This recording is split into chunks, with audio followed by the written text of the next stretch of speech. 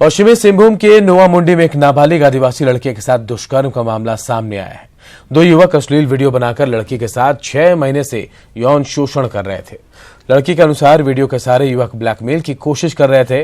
Police ने दोनों युवकों को गिरफ्तार करके जेल भेज दिया और साथ ही पीड़ित लड़की का सदर अस्पताल में मेडिकल टेस्ट के बाद बयान दर्ज कराया गया है।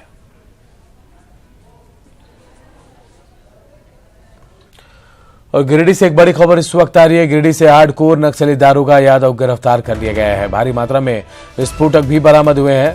बेलवा घाटी के धरपहरी से उसे दबोचा गया है। ये सूत्रों के हवाले से खबर आ रही है कि गिरिडीह से हार्डकोर नक्सली दारोगा यादव गिरफ्तार कर लिए गए हैं। भारी मात्रा में विस्फोटक भी उसके पास से बरामद किया गया है। बेलवा घाटी के धरपहरी से दारोगा यादव को दबोचा गया है। सूत्रों के हवाले से खबर आ रही है। केंद्र सरकार का सरकारी उपक्रम एचईसी में 8 और 9 जनवरी को हड़ताल हो गई।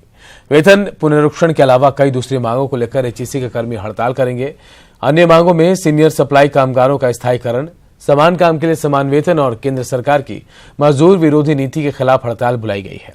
हटिया प्रोजेक्ट वर्कर यूनियन के महामंत्री राणा संग्राम सिंह ने 5 अन्य श्रमिक संगठनों के साथ बैठक की। हड़ताल को सफल बनाने के लिए नुक्कड़ नाटक करने का फैसला भी लिया गया है।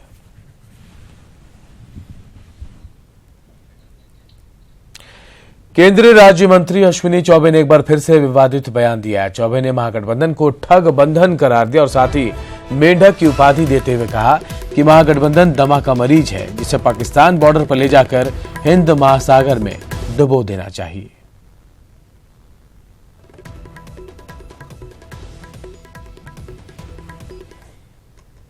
कुआं में मेंढक डूब जाता है, टर टर करता है।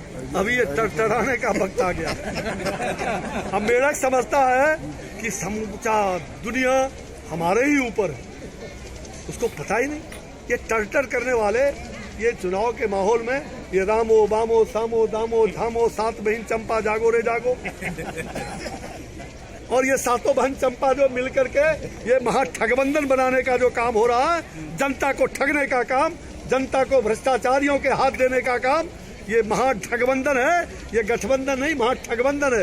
ये 7 बहन चंपा जागो रे जागो और बिहार की जनता और देश की जनता ये रामो बामो सामो ये दम्मा का जो मरीज हो गया है, इस दम्मा के मरीज को पूरी तरह से पाकिस्तान के बॉर्डर तक ले जाएंगे और हिंद महासागर में समा जाएगा। ये तमाम रामो दामो सामो कहीं कोई नहीं बचेगा और देश का प्रधानमंत्री फिर से भारत का प्रधानमंत्री श्री नरेंद्र भाई मोदी होंगे।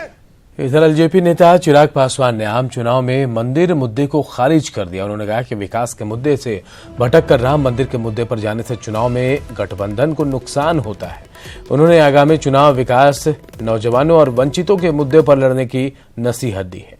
चिराग पासवान ने कहा कि राम मंदिर पर सुप्रीम कोर्ट का जो भी फैसला होगा वो मान्य होगा।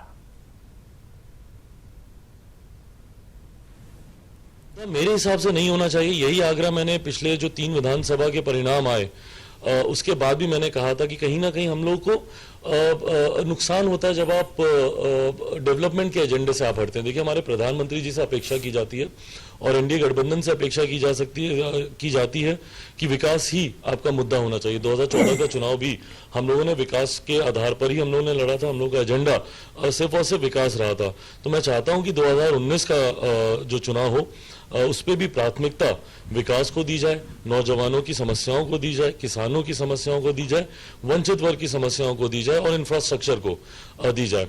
जहां तक रही बात राम मंदिर की, लोक जनशक्ति पार्टी ने हमेशा इस बात को माना है कि न्यायालय का जो भी फैसला